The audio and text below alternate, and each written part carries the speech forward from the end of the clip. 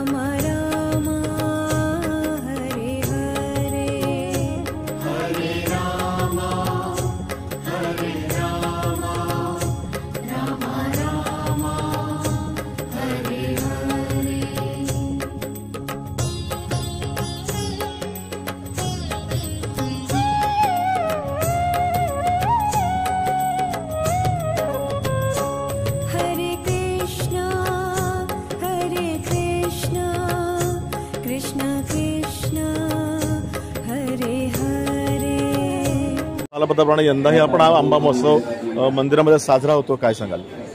सृष्टीचे जे उगम स्तोत्र आहे, जसं भगवद्गीता म्हणतात की सारी सृष्टीचा उगम मी, आणि त्या उगम स्तोत्रला आपण जर अर्पण केलं, पत्र पुष्पम फलम तोयम, जे भगवद्गीतात 9व्या अध्यायात 26वा श्लोक म्हणतात, जर आपण पत्र आणि पुष्प फळ जर प्रेमाने दिलं आणि सगळ्यांनी मिळून एकत्र येऊन केलं, तर जो कृष्ण आहे ते प्रसन्न होतात, सृष्टीचे उगम स्तोत्र प्रसन्न होतात आणि सृष्टीमध्ये एक सुंदर वातावरण तयार होतं। त्याचीच कन्सेप्ट संकल्पना या श्लोकानुसार आम्ही इथे दरवर्षी आंबा महोत्सव साजरा करतो। जी वृंदावनाची परंपरा आहे आणि समाजातले सगळे घटक एकत्र येतात आणि सगळे मिळून जवळजवळ 300 किलो आणि नैसर्गिक ऑर्गॅनिक पद्धतीचे आम्ही विशेष करून आंबे मागवतो आणि ते आंबे वेगवेगळ्या प्रकारचे एक वन तयार करतो, एक रास तयार करतो आणि त्याच्यामध्ये कृष्ण कथा करतो आणि कृष्ण कथेचं एक वातावरण तयार होतं आणि थोड्या सगळे नृत्य करतील आणि एक सगळ्यांना आंब्याचा प्रसाद आम्ही देणार आहे। तर आपण स्वतंत्र आपण एकट्या घरात खातोच, आंब्याचा सीझन चालू आहे, पण जेव्हा सगळे मिळून हा आंबा भगवंतांना अर्पण करून आणि सगळ्यांना प्रसाद म्हणून जेव्हा वाटला जातो, तेव्हा एक सुंदर वातावरण तयार होतं आणि सृष्टीमध्ये आनंद आणि शांती, विश्वामध्ये शांती निर्माण होते, असा हा कन्सेप्ट आहे।